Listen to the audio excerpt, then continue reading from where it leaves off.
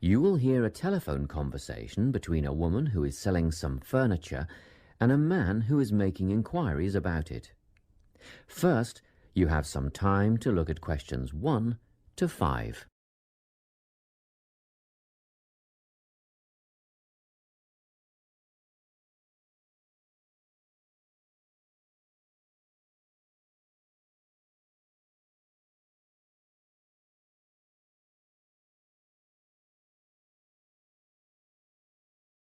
You will see that there is an example that has been done for you. On this occasion only, the conversation relating to this will be played first. Hello, Carolyn speaking. Hello, my name is Lincoln Faraday, and I'm ringing to see if you still have the bedroom furniture that you advertised for sale. Yes, there are 3 items left. 2 bedside tables and a dressing table. The woman said she has 3 items available, so 3 has been written in the space. Now we shall begin.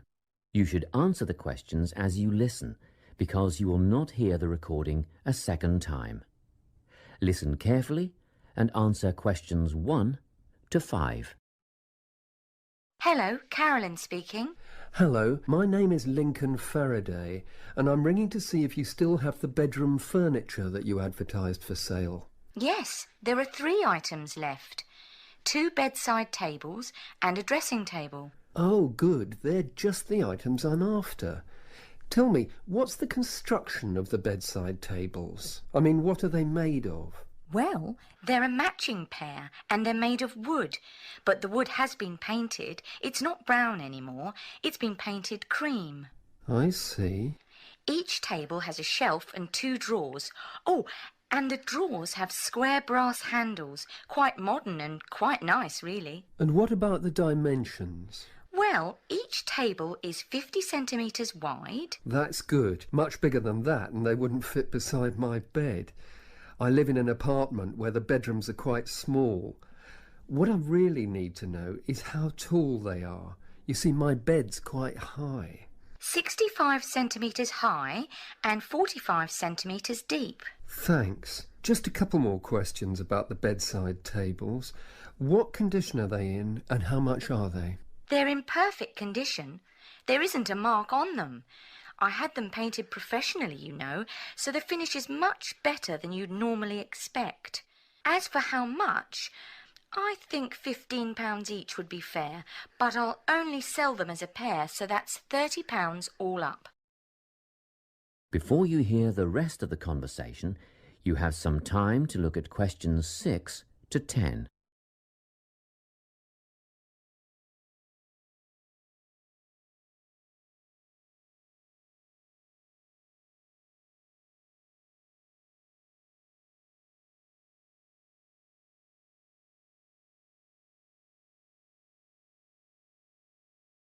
Now listen and answer questions 6 to 10. Now, can you tell me about the dressing table?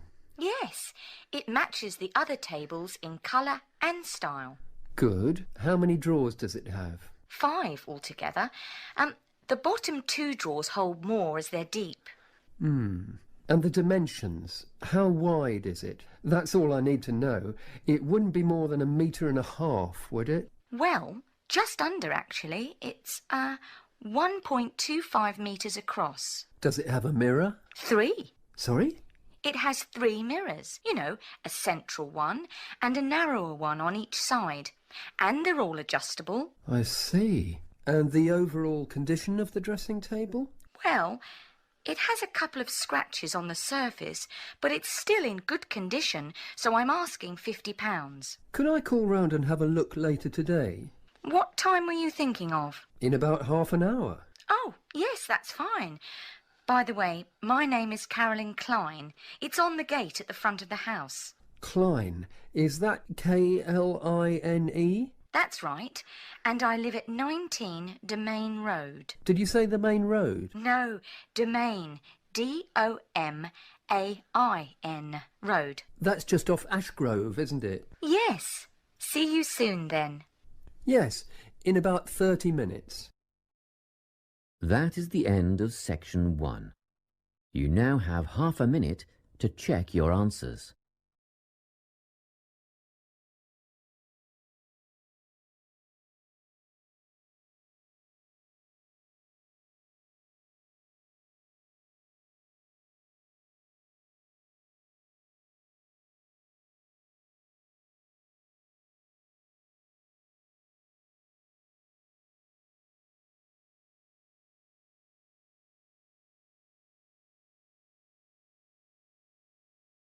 Now turn to Section 2.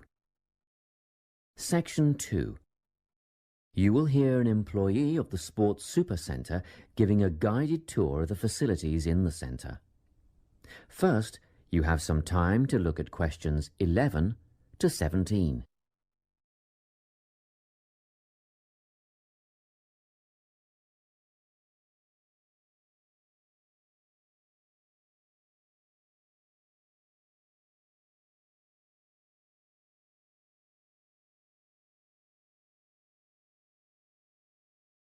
Listen carefully and answer questions 11 to 17. It's so nice to see so many people here on our open day. I hope you'll be impressed by what you see and that you'll all decide to join up. We have tried to cover all aspects of sport and fitness here at the centre. Well, let's start, shall we? As we're standing here at reception looking down the long corridor, you'll notice the car park on your left, where most of you have parked, asks you to reverse into the parking spaces for safety reasons. Also, this morning, a couple of keen potential members rode their bikes right in through the door instead of leaving their bikes outside there on your right, where the secure bike stands are. You may be wondering why there are so many mothers arriving with little children. As we proceed, you'll see that this first room on your right is a creche, where you can leave your little ones for up to 2 hours and they'll be expertly supervised while you work out. After the creche, on the same side of the corridor, is the male locker room with showers, spa and sauna. Opposite that, on your left, there's a staircase leading to the mezzanine floor. You'll not only get a great view out over the playing fields, but you'll also find a coffee shop and snack bar selling a range of wholesome food and drinks, protein shakes, fruit smoothies, that kind of thing. We won't go up the stairs at this point. I'll give you some time later when you can explore at your leisure. Most of you in the group are women, so next let me point out the women's locker room, which has the same facilities as the men's, things like showers, spa and sauna. It's separated from the men's locker room by an office, which the staff mainly use for administrative purposes. As we move on the same side of the corridor as the stairs, you'll see the entrance to the main hall, where they hold yoga classes, aerobics and so on. On the wall here, there is a timetable of all group classes, and it is updated regularly. Now, opposite the hall is the gymnasium itself. Go ahead, have a look. Impressive, isn't it? Very spacious, light and airy with all the most modern equipment. As we continue down the corridor past the main hall, on the same side there is a conference room. This is mainly used when the centre is hosting a big sports event of some kind. It gives the officials a quiet place to gather and have meetings and so on. You'll have seen the 400-metre athletics track on your way in beside the car park. We have some pretty big athletics conventions here. Well, after a strenuous workout, I bet there's nothing you'd like more than a swim in the aquatic complex. But first, these rooms on our right are all part of the sports medicine clinic, where you have access to a doctor, physiotherapist, massage therapist, podiatrist, and even a sports psychologist if you need one. Of course, you'll need to make appointments, but if you have any questions, just pop in and see the clinic receptionist and she'll help you out. Okay, let's go through the turnstile ahead of us. And here we are, in the aquatic centre. Turn left, past the pool shop where you can buy or hire goggles, swim caps and such like, and we're outside, poolside. Beautiful, isn't it? Especially on a day like today. Go on, dip your toes in the water, and if that's not warm enough for you, then I'll take you to the indoor pool, which is less than half the size, but heated to 32 degrees. Let's go back past the pool shop and through the double doors to the indoor pool. Well, that's all I have time to show you. Let's go back to the reception area, and if you like, we can run through some details about opening hours, membership and so on. Before you hear the rest of the talk, you have some time to look at questions 18 to 20.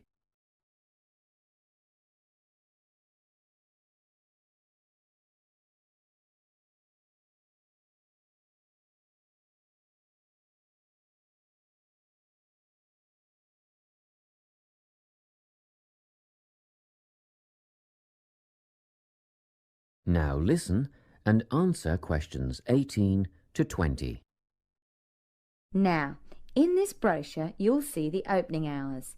The centre is open 7 days from 5 a.m. to 9 p.m. Monday to Friday, except for public holidays, which follows Sunday's timetable. On Saturdays, we open at the same time as weekdays and close a little earlier.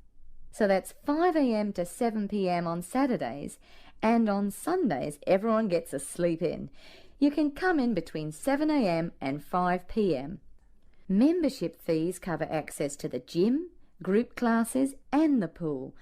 But if you want to join a swim squad to train with a coach, you should inquire at reception for prices and timetables. In the gym, personal training is available from one of our dedicated team of trainers, and reception will have more information on who is free when and what hourly rates apply. However, there is always a certificated instructor on hand in the gym at all times for advice and help. And once your membership is paid, you are entitled to a free health assessment, and you'll get a program designed to meet your own particular needs. You'll need to book a time for this with the gym instructor. Now, if you're a mum or dad, remember you can leave your children in the creche. They take babies from 6 weeks old. Bookings are essential though, and you'll have to check the website for times and pricing. Members are also entitled to tennis lessons on a Tuesday or Thursday from 9 till 10:30, but bookings are essential, so ring Natalie. Her number is here in the brochure to reserve a place. Well, I think that's it. Any questions? That is the end of section 2. You now have half a minute to check your answers.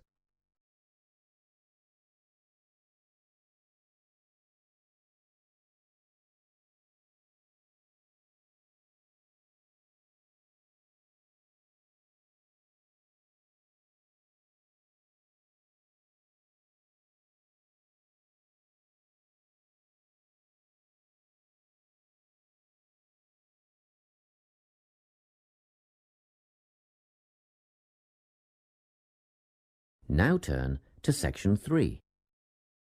Section 3. You will hear a conversation between a research student, Jeremy, and his supervisor. They are talking about the process of having a research project published in a journal. First, you have some time to look at questions 21 to 25.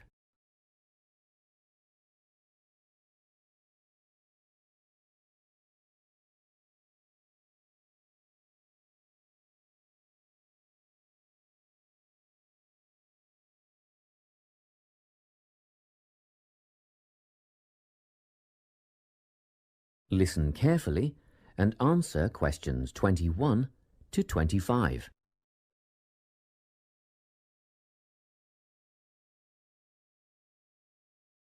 So, you're nearly ready to submit your article to an academic journal, are you? Yes, I think so. I just wanted to go over all the things I need to do before I submit it. And then I wanted to go over the submission process with you. Great. So, firstly, you need to write an abstract. Make sure it's short and concise. Of course. I forgot all about that. And what about key words? Yes, a lot of students overlook this part and just jot down whatever comes to mind. but take some time to make a list of keywords that are accurate and relevant. Okay. Another thing, could you have a look at my article before I submit it? Absolutely. Actually, at least 2 senior staff members should always read through a final draft before submission. Do you mind if I give it to Professor Johnson to have a look at as well? Not at all. I'd be glad to have the feedback. Do you know which journal you want to submit to yet? Not yet. I have a short list of about 3 that I'm interested in. Make that decision soon, because you'll need to adjust your article so that it matches the style guide of the journal you are submitting to. I bet that can take a while. Yes, but after that you are just about ready to submit. One more thing, you'll have to sign the copyright form, just confirming that it's your own work, and then you're good to go. Before you hear the rest of the conversation, you have some time to look at questions 26 to 30.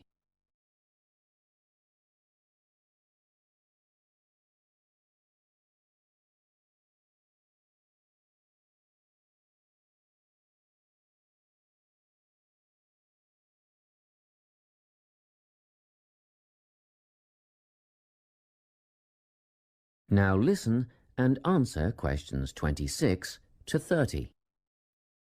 Now, the submission process. How does it work exactly? Well, the first thing is to just send it off. You've got to send in the manuscript before anything else can happen. Sure. And then should I call to check if they have received it? No need for that, no. All you have to do is just log on to your email regularly, because you will get a submission confirmation once they have processed the manuscript. And that will have comments on what they thought of it? No comments yet. That email is just to let you know they have received it. The next stage is what is known as peer review. This is when experts in the field review your manuscript and decide whether to accept it. They'll never accept me. I'm only a master's student. Don't worry about that, Jeremy. It's all done through a double-blind method. That means that whoever reads your manuscript has no idea whether you are a grad student or a Nobel Prize laureate. They'll only be judging your work, not you. Well, that's good to hear. And then what, once they've made their decision? Well, there are 4 possible outcomes. You might get an acceptance, but a first-off acceptance is very, very rare. Don't pin your hopes on it. You could also get a rejection, but these don't happen very often either. I don't think this will be a problem. What do you think I'll get? If you're very lucky, you'll get a conditional acceptance. This means that they've accepted the article and it will be published, but you need to tweak a few things first. A sentence here, a heading there, nothing major. That sounds good. But to be honest, you will probably end up with a revise and resubmit. This means they are definitely interested, but you will need to rework the paper before it's accepted. The necessary changes will be outlined by the reviewers. Okay. So I just fix the things that need changing and present it again? Yes, but include a cover letter that discusses the changes you have made. The same goes for a conditional acceptance, actually. It helps the reviewers see that you've taken their criticism seriously. That is the end of section 3. You now have half a minute to check your answers.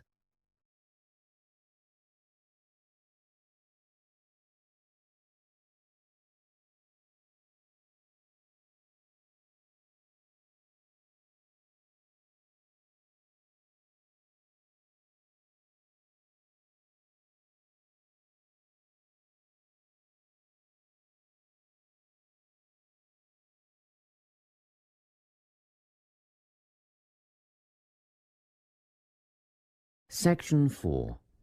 You will hear a talk on the importance of soil in organic agriculture. First, you have some time to look at questions 31 to 40.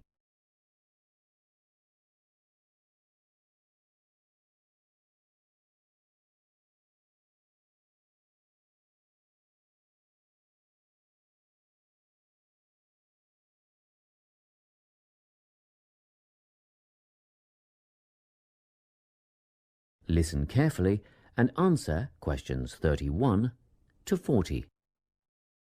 Welcome to this talk on soil science and organic farming. Dirt, soil, earth, loam, mud or dust, it doesn't matter what you call it, is of primary importance in the production of food and other crops. Most people think of it just as a substrate or medium in which plants grow, but it's more than that. It's actually a living entity. Or it should be if it's healthy, and human health is affected by the health of the soil. Healthy, living soil is literally crawling with life. There are the obvious earthworms, which burrow in the soil and help to aerate and improve it, beetles and other hard-backed insects, and various invertebrates like centipedes. Then there are fungi and bacteria, also living forms. Healthy soil needs food, air, and water to help plants grow. And the more nutrients in plants, the more available for humans and livestock. It stands to reason, therefore, that plants grown in poor soil will have few nutrients to pass on to the consumer, whose well-being will be worse off over the long term. So, where do plants get their nourishment? Most of it comes from the soil. Some nutrients are made up of minerals from the earth, while others come from dead plant and animal matter, which is broken down over time by the living insects and other organisms in the soil. Plants depend on these little living creatures to convert minerals and other vital elements into a utilizable form that can be taken up by the plants. And it's a synergistic relationship. In turn, the plants assist those helpful organisms by releasing sugars and enzymes back into the soil. Before I go any further, let's take a look at the structure of soil. Now, if you look at the diagram, you will see that soil is made up of many different layers. Let's start at the bottom. This is the bedrock under all the other layers. The layer above that is called regolith. Here, the bedrock is slightly broken up, but plant roots don't penetrate this layer. Moving up the chart to the next layer, we come to the subsoil, which contains clay and mineral deposits. On top of that is the alluviation or leaching layer. This is quite light in color and is mostly just sand and silt. As we get near the surface, we find the topsoil. You will hear a lot of talk about topsoil amongst farmers and other agriculturalists. It's the most important layer of all because it's where seeds germinate and roots grow. Now, at the top of the chart, you will see a comparatively thin layer. This is organic matter that is still in the process of decomposition. It mostly consists of leaf litter and humus. Just think of the surface of the forest floor, partly decayed leaves and twigs, that sort of thing. As you can imagine, good soil forms very slowly over time, but it can be lost very rapidly through erosion. And, in addition, soil quality can be affected by pollution due to anything from industrial waste to the artificial fertilizers used by conventional farmers, which have been shown to suppress the diverse life forms in the soil. This is why organic agriculture is the way of the future. Let's take a quick look at the conventional system, which is often based on monoculture, the production of a single large crop. It relies on chemicals for fertilizer and pest control. It is also becoming an increasingly common practice to use genetically engineered seeds. And more chemicals are used to control insects and fungi, which attack crops in storage and during transportation. Also, did you know that there is no requirement for conventional growers to maintain records of their production practices? Organic growers, on the other hand, choose the most environmentally friendly options for dealing with pests and disease problems, working towards prevention in the first place. Some of the strategies they employ include alternating the crops grown in each field, as opposed to monocropping. Because different plants add different nutrients to the soil, by rotating crops, the soil is naturally replenished. This can do away with the need for pesticides, because the problem insects' life cycles are naturally interrupted. Surrounding crops with green waste can not only conserve moisture in the soil, but it can prevent weeds from springing up, and it also feeds the beneficial microorganisms. When it's ploughed under, it feeds the soil by building more organic matter. Organic farmers often release beneficial insects as predators, which precludes the need for artificial pesticides. Animal manure, combined with green waste materials, correctly composted to kill pathogens and weed seeds, fertilizes the soil in a way that encourages life rather than suppressing it. And, by the way, use of manure in organic farming is highly regulated. In fact, all agricultural inputs are evaluated for their long-term effects on the environment, regardless of whether they are synthetic or natural. To sum up, organic farming is the only sustainable way of feeding the people on this planet and keeping both the planet and the people in good health. That is the end of